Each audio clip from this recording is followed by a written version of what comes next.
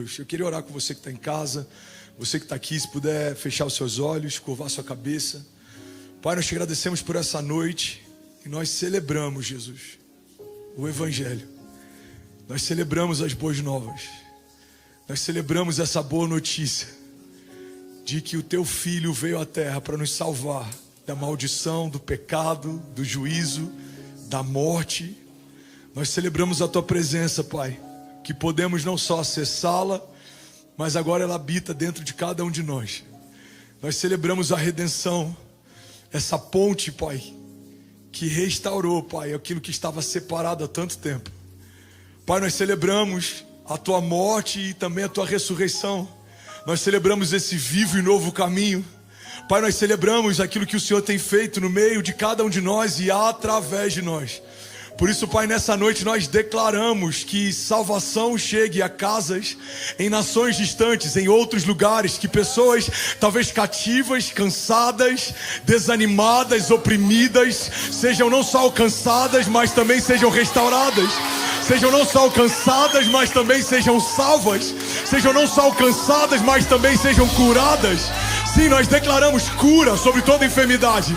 Nós declaramos unção sobre todo jugo. Nós declaramos alegria em meio a todo cativeiro. Pai, essa é a boa notícia, que não só nos tornamos portadores, mas também agora anunciamos: é chegado um novo tempo, é chegado o reino de Deus, é chegado o reino dos céus, e ele está disponível, e ele carrega o nome, e o nome dele é Jesus, autor e consumador da nossa fé. E se você abrir o seu coração, ele vai entrar e ele vai cear com você, e ele vai se tornar um com você. E agora não só ouvinte ou simpatizante, você vai se tornar filho, e você vai carregar uma herança, e você vai ser chamado pelo nome dele. E quando o inferno olhar para você, é ele que ele vai enxergar, porque antes de você, ele vai à frente. É ele quem luta as suas lutas, é ele quem batalha as suas batalhas, é ele quem diz: eu estou com você todos os dias da sua vida. Eu não te deixarei, eu não te desampararei. E mesmo que uma mãe que amamenta o seu filho venha se esquecer dele, todavia eu jamais me esquecerei de você, diz o Senhor. Essa é a promessa, essa é a palavra, essa é a sentença, esse é o decreto, e é nisso que nós firmamos a nossa esperança, e é nisso que nós colocamos a nossa fé, e é nesse lugar que nós fixamos os nossos olhos no autor e consumador da nossa fé. Alguém pode adorá-lo aqui nessa noite? Alguém pode exaltá-lo aqui nessa noite? Vamos, ele é digno. Será que você pode declarar que ele é digno? Será que alguém pode declarar que ele é santo? Vamos, declare que ele é santo. Vamos, ele é santo.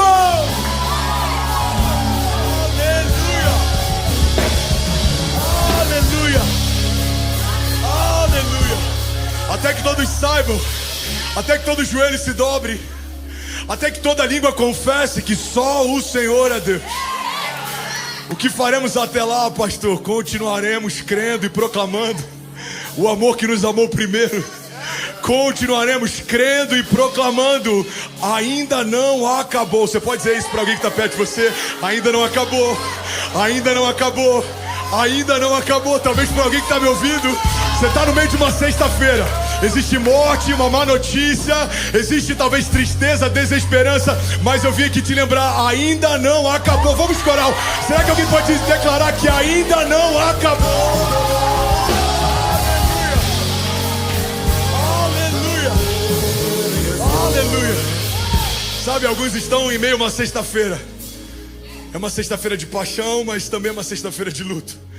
Uma sexta-feira em que há choro, há sangue, há vinagre, há vestes repartidas, há desesperança, há calvário. Mas talvez você que me ouve já passou pela sexta-feira. Talvez o teu pior já passou, mas você está nesse hiato, você está nesse limbo, você está nesse lugar em que não chegou ainda o que está por vir, mas também o pior parece que já passou. Algumas coisas ficaram para trás. Você está no meio do sábado de silêncio. Talvez esse ano não foi como você esperava. Talvez algumas coisas não romperam como você imaginava. Talvez parece que tudo está fugindo do teu controle. Mas eu tenho uma boa notícia. Alguém comigo aqui diga: domingo está a caminho. Sunday's coming. Domingo está a caminho. E a Bíblia diz que quando foram perfumar o corpo morto de Jesus, encontraram um lugar vazio. E é nesse lugar que estão as promessas que pareciam ter morrido.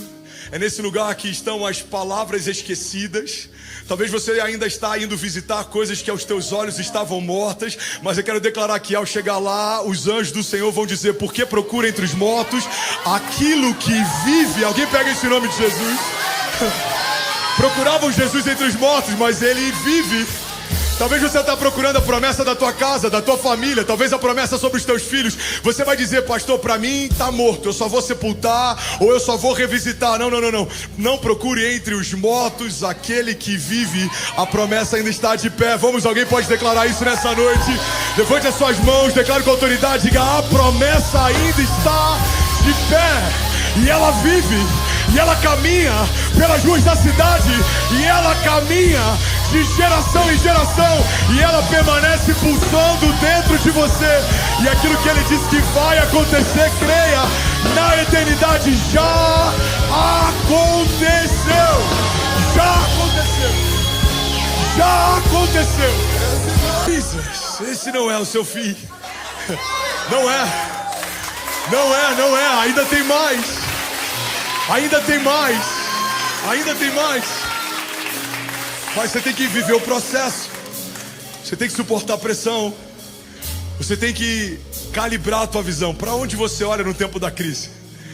Max Lucado diz: se olharmos para os nossos gigantes, tropeçaremos. Mas se olharmos para o nosso Deus, os nossos gigantes é que tropeçarão. Você pode olhar para a crise, você pode olhar para os ataques, você pode olhar para a falta, o ventre vazio, a despensa vazia, talvez um coração vazio. Mas você pode olhar para a fonte, para os celeiros dele estão nos céus. A palavra de Deus diz que ele já nos abençoou com todas as bênçãos espirituais nas regiões celestiais em Cristo Jesus. E onde estão essas bênçãos? Elas estão nos celeiros de Deus. Elas estão guardadas para o tempo certo. Elas não foram escondidas, elas estão retidas para o tempo certo.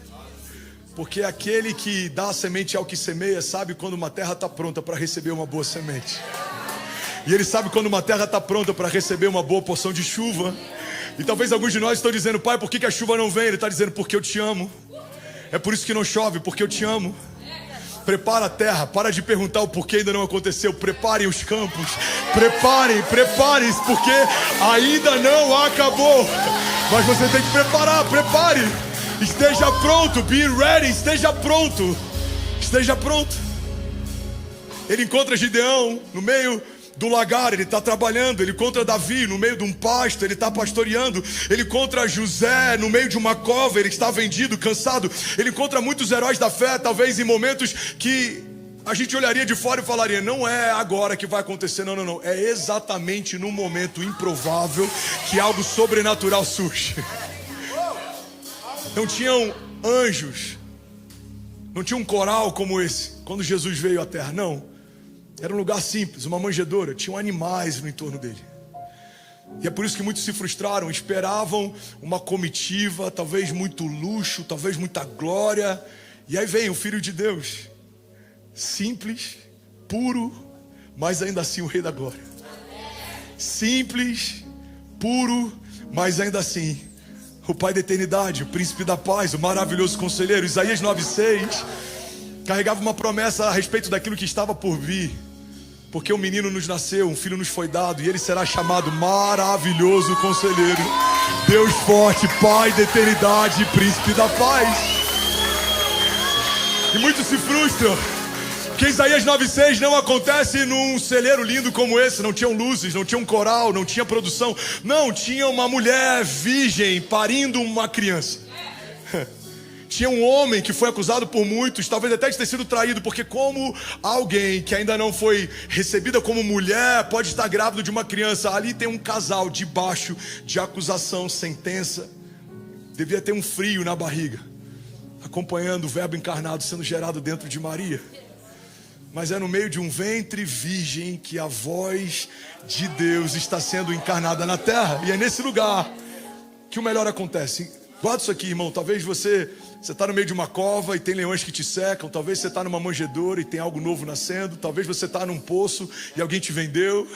Quem sabe você está no deserto, vai ser pai de multidões, mas o milagre ainda não aconteceu. Deus te promete gerações por herança, famílias a partir de você, mas não nasceu uma criança no ventre da tua mulher. E você fala, como algo tão grande vai acontecer se algo tão simples ainda não aconteceu? Mas é nesse lugar onde coisas simples são revestidas de sobrenaturalidade que o céu invade a terra. É nesse lugar que o céu invade a terra. Você que me ouve, guarda esse nome de Jesus. É no meio da tua casa que o céu invade a terra. Você que me ouve enquanto trabalha, você que está dirigindo, você que é Uber, taxista, você que está no leito de hospital, você que está com a sua família, você que está na ceia de Natal. É nesse lugar que o céu invade a terra. Às vezes é mais difícil invadir palácios, às vezes é mais difícil invadir lugares de glória humana, mas no meio da simplicidade, quando tem um coração contrito, o céu invade a terra, porque a Bíblia diz que um coração quebrantado o Senhor não rejeita. É nesse cenário que ressurge o Verbo encarnado.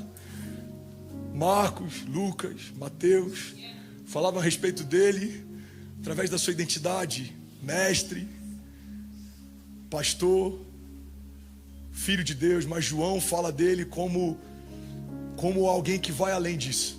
João traz não só a genealogia, não só a eternidade, mas ele traz o peso da glória de quem é Jesus de fato. Ele fala, no princípio ele era o Verbo. Ele não começa de Maria, ele não começa de José, ele não começa de Israel. Não, ele começa no princípio, quando a terra era sem forma e vazia, quando havia só o Espírito de Deus pairando sobre a face das águas e tudo estava em caos. João fala, no princípio, quando não tinha forma, não tinha sentido, quando tudo estava disforme, caótico, ele era o Verbo, e o Verbo estava com Deus, e o Verbo era Deus, e todas as coisas foram feitas por meio dele. Sem ele nada do que foi feito se fez. Deixa eu te levar para um lugar. Vamos, feche teus olhos. Vamos juntos, vamos juntos. A palavra de Deus diz que no princípio todas as coisas foram feitas, mas sem ele nada do que foi feito se fez. Talvez a tua vida esteja assim. Você vai dizer, André, a minha vida está um caos. Ela está sem forma, ela está escura, ela está vazia. Pois é, a minha está assim em algumas áreas. A sua pode estar assim em algumas áreas. Todas as nossas em algum momento vai encontrar áreas assim. Mas tudo que a gente precisa é ter o entendimento que a partir da palavra de Deus, o haja começa a acontecer. João dá uma chave, ele diz, no princípio ele era o Verbo e todas as coisas foram feitas por meio dele, mas sem ele, nada do que foi feito se fez. Sabe o que vai mudar a tua história? Não é o tamanho da tua crise, não é o quanto você chora, não é o quanto você precisa, porque o céu não se move pela minha necessidade, o céu se move pela inclinação do meu clamor. Quando você inclina o teu coração na direção dele e fala, Pai, se o Senhor não fizer, não tem quem faça. Se o Senhor não tocar, não há quem toque. Se o Senhor não abrir, não há quem abra. É nesse lugar que o Verbo começa a declarar, haja vida, haja luz, haja novidade, haja resposta. Vamos, alguém? Haja provisão, haja cura, haja restauração, haja redenção, o haja de Deus está à procura de um coração inclinado. O haja de Deus está à procura de uma família inclinada. A palavra de Deus diz, entrega os teus caminhos ao Senhor, confia nele, o mais ele fará. Ele sempre faz, ele sempre faz. E ele não faz como aquilo que já fez, ele faz de uma forma diferente, porque o novo de Deus sempre vem para superar o novo de Deus até então. O novo de Deus no meu passado é diferente do novo de Deus que está a caminho, porque ele é poderoso para fazer infinitamente mais do que tudo que pedimos ou pensamos. Alguém comigo aqui, diga amém. O problema é que muitas vezes a gente para no último novo. Se Pedro tivesse parado no último novo, a pesca maravilhosa seria o único relato dele na Bíblia. Quem foi Pedro? Alguém que pescou muito. Quantos de nós já superamos isso? Quantas indústrias de pesca já superaram o grande milagre de Pedro? Pega isso aqui. Talvez o que parecia grande em alguma estação da tua história vai se tornar nada quando o novo de Deus surgir de novo. Porque você pode pegar a Bíblia como um livro histórico e comparar com o que a gente tem hoje, você vai falar, qualquer navio de pesca faz mais do que Jesus fez através de Pedro. Mas você não vai encontrar ninguém andando sobre as águas por aí. Você não vai encontrar ninguém que não carrega a vida de Deus, curando enfermos a partir da sua sombra.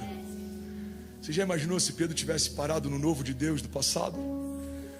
Quantas camadas do novo de Deus estavam a caminho e seriam abortadas? O Deus que pega um pescador e faz apóstolo, o Deus que pega a sombra de alguém e faz cura, o Deus que pega os pés de alguém ousado e a partir dessa ousadia cria caminhos. Esse é o Deus que a gente serve. Você já imaginou se o novo de Deus na história de Davi tivesse parado no livramento de uma ursa? Quem seria Davi? Seria relatado como alguém que venceu uma ursa. Outros homens já venceram animais. Ou talvez alguém que venceu um leão. Eu li algum tempo atrás uma mãe na Flórida que quando viu um jacaré, um crocodilo mordendo o filho, ela brigou com ele, conseguiu tirar o filho de dentro da boca. Davi teria vivido o ápice da sua história, algo que uma mulher na Flórida há poucos meses atrás viveu. Mas o novo de Deus não parou no livramento de um animal. O novo de Deus vem agora como um revestimento de autoridade, vem como uma unção de reinado. Agora o novo de Deus vem como uma vitória em batalhas. Agora o novo de Deus vem como a genealogia do Messias, porque ele não parou ali.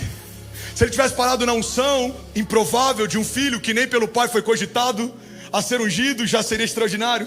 Se ele tivesse parado no livramento de Saul, o rei que tinha máquina na mão, que se levantou contra o novo de Deus através do frescor de um menino que era improvável, já seria extraordinário. Deus poupou um menino que estava sendo perseguido por um sistema e um homem poderoso, mas ele não parou aí.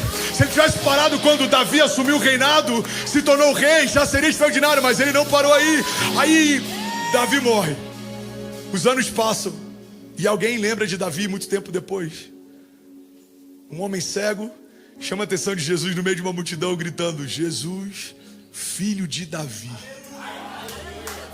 tem compaixão de mim. Davi é relembrado agora como parte da genealogia do Messias. Quem é Davi? Um homem que venceu a ursa? Não. Tem mais. Ah, é verdade, ele venceu um leão? Não, tem mais. É verdade, ele suportou a pressão de Saul? Não, tem mais. É aquele que foi ungido rei? É aquele que uniu as tribos? É aquele que sonhou uma casa para Deus? Não, tem mais. É aquele que o Messias vai ser chamado de filho. Jesus, filho de Davi. Isso é muito forte. Pega a história de Abraão. Qual é o grande milagre de Abraão? O novo de Deus para Abraão é uma zona de expulsão. Sai da sua terra, sai do meio da tua parentela e vai para o lugar que eu vou te mostrar. O novo de Deus para Abraão é uma expressão de uma dependência absoluta. Se Abraão tivesse feito isso, a gente leria: Abraão foi um homem ousado que foi para o deserto por um chamado de Deus. Próximo. Mas não parou aí. Ele fala: vou te dar um filho. E Abraão faz o que a gente faz muitas vezes. A gente se precipita e tenta fazer na força do braço uma coisa que vai acontecer só pelo poder da palavra de Deus. Ele gera um filho de precipitação. Ele fez com a mão o que o Senhor faria com a sua voz. Aí os céus olham e falam: não. Eu te prometi um filho, mas esse filho você fez. O filho que eu vou te dar, eu vou fazer. E para você saber que sou eu quem faço no ventre de alguém que não poderia fazer. Porque é a minha mão que coloca o filho lá e é a minha mão que vai sustentá-lo, porque eu sou o Deus de promessa. Eu sou um Deus de aliança. Se ele parasse aí, o filho de Abraão, no ventre de uma mulher velha e estéril, já seria extraordinário. Mas ele não para aí. Ele fala: da sua descendência eu estabelecerei promessas, e toda a família será bendita em ti, Abraão. E a paternidade que eu te confio não é só a paternidade de Isaac, eu te confio a paternidade da fé. Cara, isso é muito forte. Isaías 9,6 trata o Senhor como pai da eternidade, mas Abraão é chamado pela palavra de pai da fé. Um é pai do tempo, o outro é o pai da fé. E se ele tivesse parado aí já seria extraordinário, mas de geração em geração, o Deus de Abraão, de Isaac e Jacó nos relembra de que o novo de Deus continua fazendo coisas novas. Ele não parou de ser Deus, ele não parou de fazer. Alguém está pegando isso aqui em nome de Jesus? Aleluia, aleluia, aleluia. Sabe, eu poderia citar vários heróis da fé. Poderia falar de Daniel, que recebeu mais sabedoria que todos os sábios da Babilônia. Mas o que mais me chama a atenção não é só o novo de Deus através de um sábio empoderado, mas é alguém que no meio da cova dos leões suportou a pressão. Irmão, a verdade é que o novo de Deus muitas vezes acontece quando a gente está no limite de negar a fé. Daniel poderia ter negado a fé às portas da cova dos leões, teria sido poupado dos leões, mas talvez não estaria na galeria dos heróis da fé. Você está comigo? A história de José, ele poderia ter desistido quando se tornou escravo de Potifar, ele poderia ter desistido quando foi feito cativo, mas porque ele suportou, o novo de Deus veio cada vez com um novo nível de revestimento. Ele não é só aquele que foi livrado, porque ele teria que ser morto pelos irmãos. Ele foi poupado por eles, foi escravizado, foi vendido, foi depois livrado das mãos de Potifar. Mas aí a história de Deus tem sempre algo novo. Qual que é a nova camada de Deus sobre José? Agora ele recebe um anel e governo. O irmão vendido governa sobre nações. Sabe, tem um termo que é muito utilizado na literatura, no cinema, no teatro, que é a jornada do herói. A jornada do herói fala a respeito da história de alguém que começa mal e termina bem. E a verdade é que a gente ama jornadas de heróis. A gente ama ver alguém que veio do nada, assumiu a presidência, foi preso, imagina voltar para esse lugar. A gente ama a história de alguém que veio do nada, talvez uma família quebrada, mas ele se tornou próspero e abençoou os irmãos. A gente ama a história de alguém que veio do nada e que Deus fez algo a partir do nada. Todos os heróis da fé carregam essa mesma característica. A gente não lê nos heróis da fé uma história facilitada a respeito de ninguém. Todos enfrentaram o poder da espada, do fogo, foram feitos cativos, mas a Bíblia diz que da fraqueza tiraram força. Da fraqueza tiraram força. Feche teus olhos, eu quero ministrar sobre você. Sabe, eu vim aqui falar de Jesus. Eu passei por alguns heróis da fé só para a gente entender que todos eles viveram algo poderoso, mas a Bíblia diz que nenhum deles viu a plenitude das promessas se cumprir. E talvez você vai dizer: pastor, eu não entendi. Hebreus 11 fala sobre a galeria dos heróis da fé, mas está dizendo que eles não viveram a plenitude da promessa. Abraão não viveu a plenitude da promessa, Noé não viveu a plenitude da promessa, Moisés não viveu a plenitude da promessa.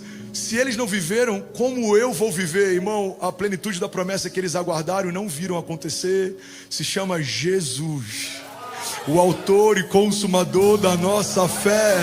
Uma geração após outra geração aguardava a manifestação da promessa de Deus.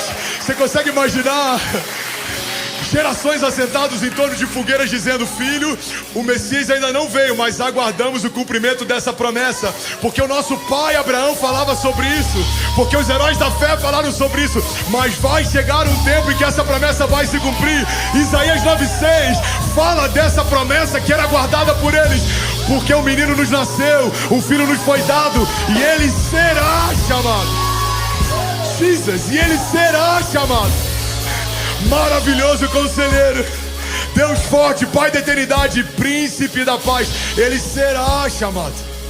Isaías 9:6 falava de uma promessa futura, mas vivemos num tempo em que Isaías 9:6 já se cumpriu. Se fôssemos trazer Isaías 9:6 para o tempo atual, leríamos assim: porque um menino nos nasceu e o filho nos foi dado, e ele é o maravilhoso conselheiro, ele é o Deus forte, ele é o Pai da eternidade, ele é o Príncipe da paz. Aleluia, aleluia. Alguém consegue ouvir mais 5 minutos dessa mensagem? Alguém está comigo aqui? A gente olha para Jesus, o nascimento dele, a expressão do novo de Deus. Se parasse ali, o Filho de Deus nasceu, já seria extraordinário.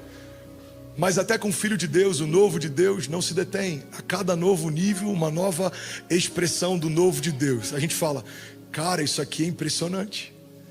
Uma mulher virgem pariu o verbo encarnado. Não, tem mais. Tem mais, tem. Ele vai ter um ofício comum. Ele vai ser um homem simples.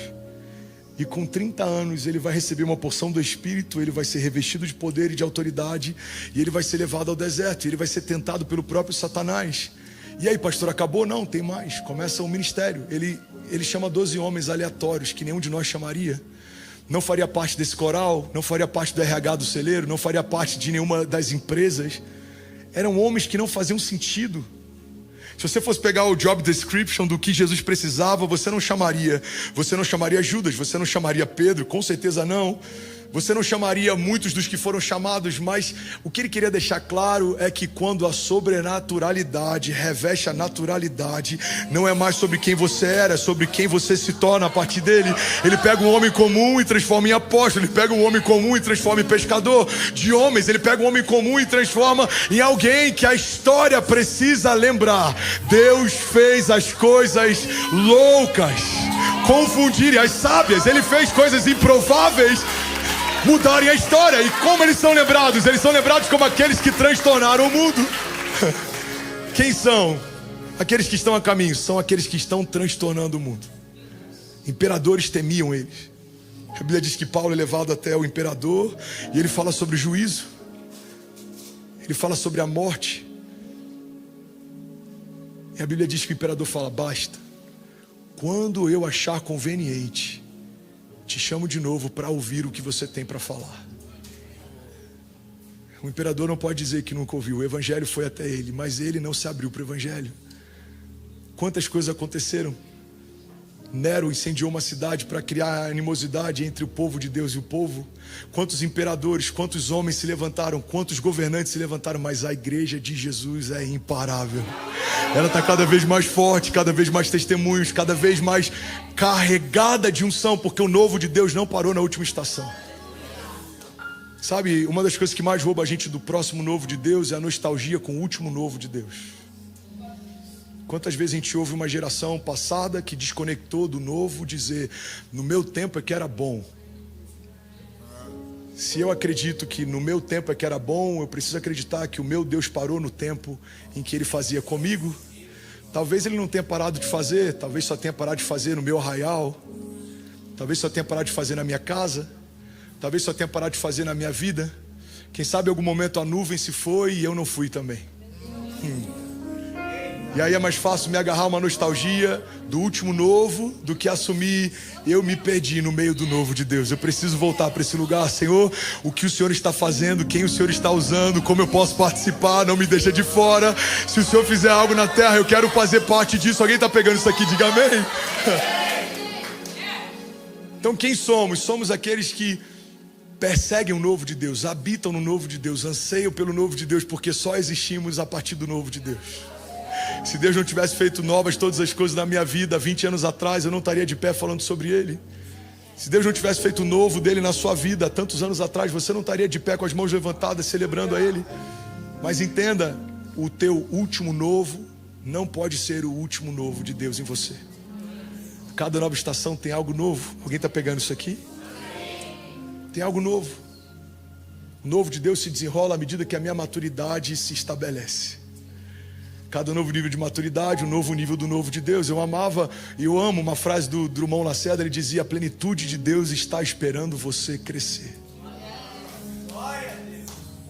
Cada novo nível de maturidade, um novo nível de revelação do novo de Deus. E a cada nível do novo de Deus, mais dependente, eu vou usar uma frase, uma palavra sobre 2 aspas, e mais viciado eu me torno no novo. Eu não consigo mais caminhar distante do novo. Eu não consigo mais criar memoriais a partir do velho. Por quê? Porque Deus não me chamou para ser um construtor de mausoléus. Deus não me chamou para trazer a nova geração e dizer o que Ele fez na antiga geração. Não, Deus me chamou para caminhar com a nova enquanto relembro da velha, mas caminho em busca daquilo que Ele ainda vai fazer.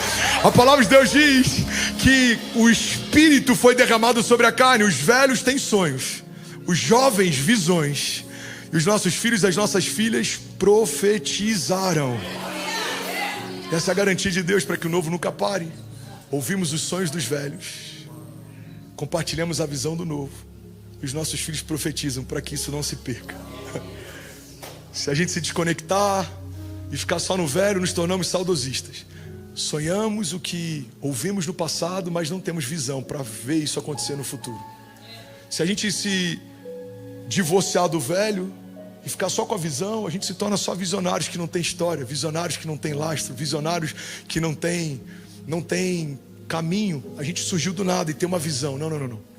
Eu preciso caminhar de mãos dadas com quem sonhou primeiro, apontar para eles o que eu vejo de futuro e a garantia que os nossos filhos profetizarão que tudo vai ficar bem. Você pode levantar suas mãos e declarar isso nessa noite. Diga: tudo vai ficar bem. Vamos declarar isso debaixo da unção do Senhor. Tudo vai ficar bem. Vamos, alguém consegue queimar com Jesus um pouco mais? Aleluia, aleluia, aleluia. Tudo vai ficar bem. Aleluia, aleluia. A gente olha para Jesus. Ele é revestido de autoridade, ele caminha e faz milagres na terra, mas ele morre. E é aí que a nossa fé entra em xeque. Quando aquilo que Deus te deu morre. E quando aquilo que Deus me deu morre? Primeiro questionamento: será que era de Deus? Porque se morreu, será que fui eu que deixei morrer? Agora eu pego a galeria dos heróis da fé, eu pego Jesus. Todos passaram pela morte antes de passar pelo novo de Deus. Não tem ressurreição sem que tenha morte. Não tem frutificação sem que tenha morte. Se você pegar uma semente, pode ser a mais poderosa, e carregar ela toda a tua jornada, você vai morrer com uma semente frustrada nas mãos. Porque mão não é habitat de frutificação para a semente.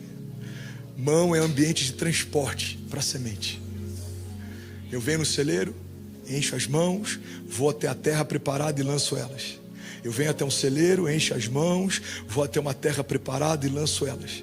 Você pode fazer 3 coisas com uma semente. Você pode se alimentar delas, você pode reter elas, ou você pode semeá-las. A Bíblia diz que Deus é aquele que dá a semente ao que semeia. Mas como que uma semente se torna uma árvore frondosa? Ela precisa morrer. Isso acontece num ambiente que ninguém vê. Pega isso aqui, irmão.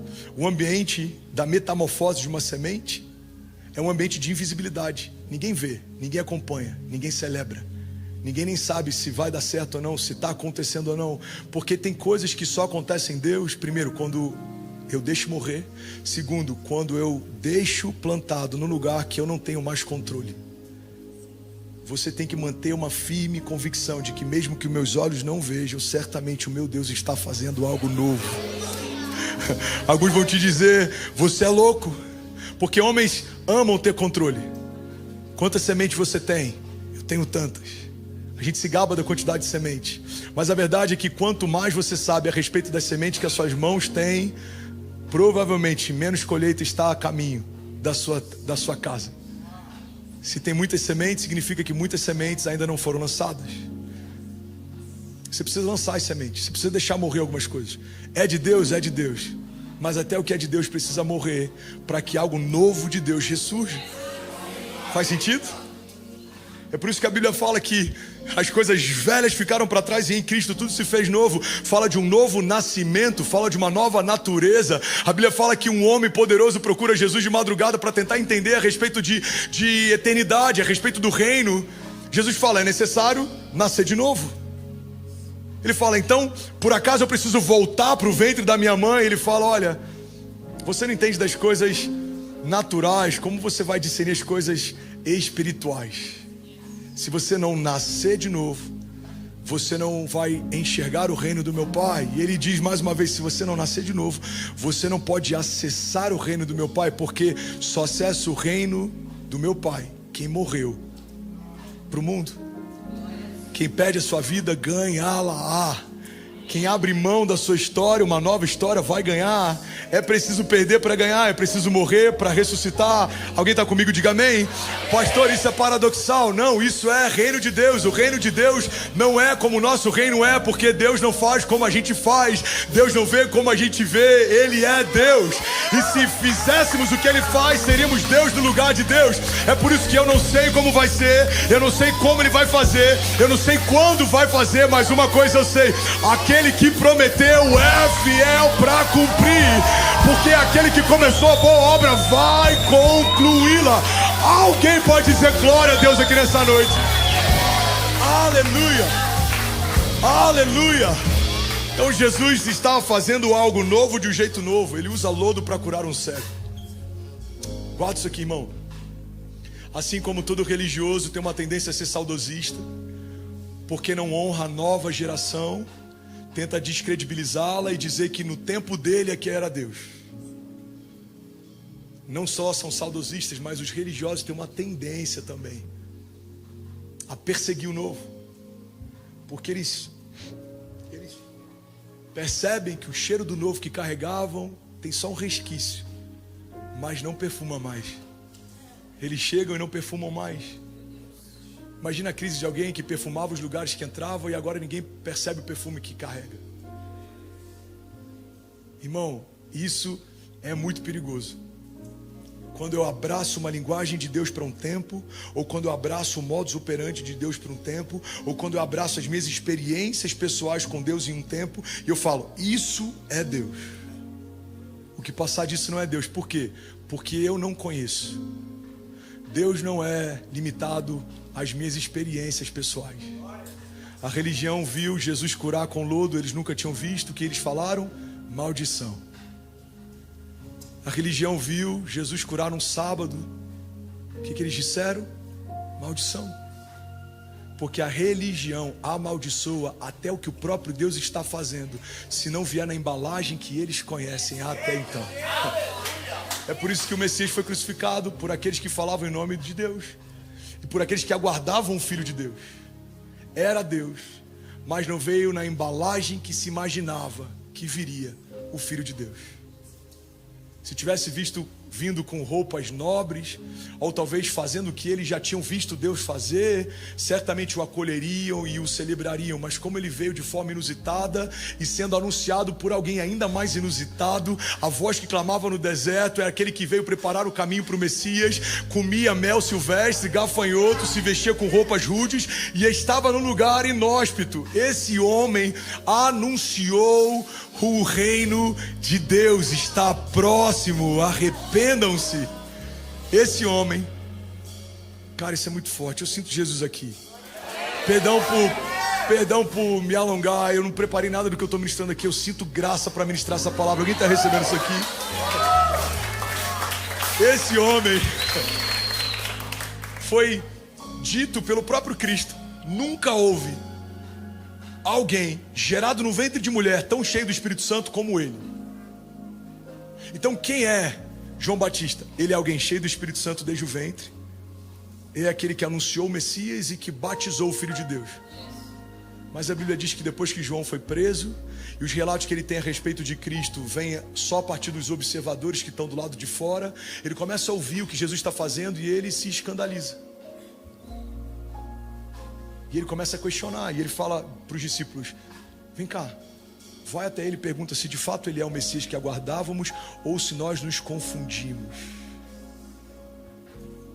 O novo de Deus, sendo operado de um jeito novo, fez alguém que tinha uma convicção desde o ventre entrar em crise.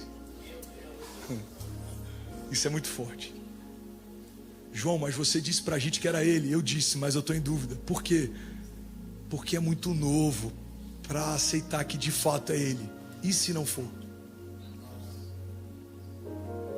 É por isso que ele ama confundir os que pensam que são, para revelar que ele é o grande eu sou. Ele pega um menino no cesto para ser criado dentro de um palácio e no tempo certo se levantar contra aquele que o criou. Você que percebe o meu povo vai alimentar o libertador do meu povo. Você que mantém cativo o meu povo vai educar o libertador do meu povo. O que é isso? É Deus fazendo de um jeito novo. Ele fez assim com o Faraó, ele fez assim com tantos outros.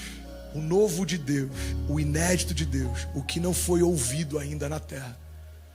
Cuidado, porque se você não estiver conectado com a essência do novo, você pode rejeitar o novo de Deus que está a caminho da sua casa. Cara, eu não aceito, eu não quero. Por quê? Porque é diferente, porque eu nunca vi, Mas olha que louco, a palavra de Deus diz: os olhos ainda não viram, os ouvidos ainda não ouviram, e o coração ainda não percebeu, não sentiu o que Deus tem preparado para nós, os que creem. Mas logo em seguida a Bíblia diz: mas Deus já revelou por meio do Espírito. Como discerniremos o novo de Deus? Pelo Espírito. Pelos olhos a gente vai acabar crucificando de novo o Messias quando voltar. Se for pelo que a gente já viveu, a gente vai abortar o novo de Deus, porque é diferente de tudo que a gente já viu. Como perceberemos quando é Deus e quando não é? Pelo Espírito. Eu sinto que é de Deus. Eu tenho paz. A paz é o hábito do meu coração. E eu quero finalizar, eu quero orar por você que está em casa. Eu queria te convidar, você que está aqui, a curvar a sua cabeça, porque a gente está numa semana que a gente celebra o Natal. O Natal é simbólico. Não é de fato nesse dia que Jesus nasceu, mas é um simbolismo. Muitos cristãos têm tentado atacar até o simbolismo do Natal. Não. Vamos aproveitar essa data que tem tanta gente tão aberta, quebrantada, sensível, que até nostálgica, para revelar quem de fato é a esperança viva que nasceu e que caminhou no nosso meio e que se entregou por nós e que voltou para contar a história. O Natal é um período em que a gente celebra o nascimento de Jesus. E eu não vim aqui falar de Natal, mas eu vim aqui falar de Jesus. Quem Ele é? Ele é o autor e consumador da nossa fé. Ele é o princípio e o fim de todas as coisas. Nele tudo subsiste, porque a palavra de Deus diz que Deus se agradou em entregar ao Filho a plenitude sobre todas as coisas, para que em tudo Ele tenha a primazia, para que seja o primeiro, inclusive dentre os mortos, para que Ele esteja na primeira parte de tudo. Ele é a primícia. Em muitos momentos nós retemos a nossa primícia, a primeira parte, nosso melhor. Mas como reter a primeira parte de alguém que não reteve para nós a sua primeira parte? A primícia de Deus se chama Jesus. Não era o seu primeiro filho, era o seu único filho. A Bíblia diz que Ele entregou o seu único filho, para que todo aquele que nele crê não pereça, mas seja salvo. E quando o único filho de Deus foi entregue à morte e ao terceiro dia ressurgiu dos mortos, aí então é revelado o primogênito. Agora Ele não é o único, agora Ele é o primeiro de muitos, e uma geração após outra geração contará a respeito da grandiosidade dos feitos de Deus.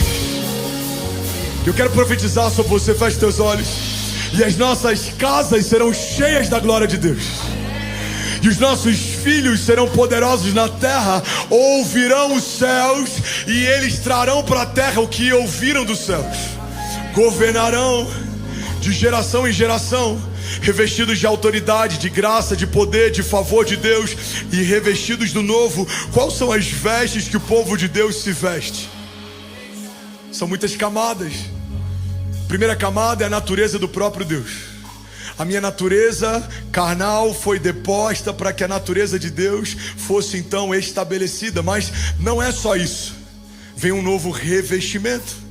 E por cima dessa natureza de Deus agora vem o poder de Deus. E por cima do poder de Deus agora vem a glória de Deus. E por cima da glória de Deus agora vem o novo de Deus. E a partir do novo de Deus agora vem os testemunhos de Deus. E a sua boca vai testemunhar milagres. Vamos, eu estou profetizando. Alguém aqui comigo? Vamos. Alguém, levante as suas mãos.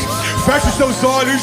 Eu profetizo em nome de Jesus. A sua boca vai falar de futuro e não de passado. A sua boca vai falar de milagres e não de problema.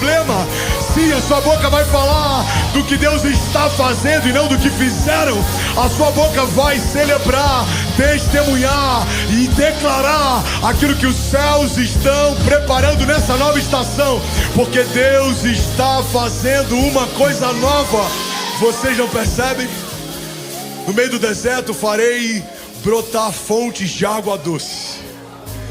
No meio dos improváveis levantarei novos heróis da fé. No meio dos caluniadores levantarei libertadores. No meio dos cativos levantarei pacificadores, porque deles é o meu reino. Eles serão chamados filhos de Deus. Porque há algo que eu abomino: aqueles que geram divisão e dissensão, Mas há algo que eu amo: aqueles que anunciam uma boa nova e reconciliam todas as coisas. A Bíblia diz que fomos reconciliados com Deus através do sacrifício físico de Jesus. Mas não só isso, recebemos também o ministério da reconciliação. Por isso, todas as vezes que nós dizemos reconciliem-se com Deus, é o próprio Deus que fala através de nós. E é isso que eu quero ministrar sobre você: a paz de Deus invadindo a tua mente, a tua casa, a tua família. Eu declaro o novo de Deus revestindo você, não por fora, mas de dentro para fora. Os seus ossos, os seus órgãos, a sua mente, os seus pensamentos sendo revestidos pelo novo de Deus. Tudo que você tem, tudo que você carrega, tudo que você sabe, colocado aos pés de Jesus. A Bíblia diz: entrega os teus caminhos ao Senhor, confia nele e o mais ele fará. Enquanto o coral lidera a gente na adoração, eu queria te fazer esse convite. Você que está online, você que está sendo tocado pela presença de Deus, aonde você estiver, fecha os teus olhos, curva a tua cabeça e começa a declarar: Jesus, eu abro meu coração para o Senhor entrar. Eu abro meu coração para o Senhor entrar e nunca mais sair. Faça isso agora, entregue os teus caminhos ao Senhor, confie nele e o mais ele fará.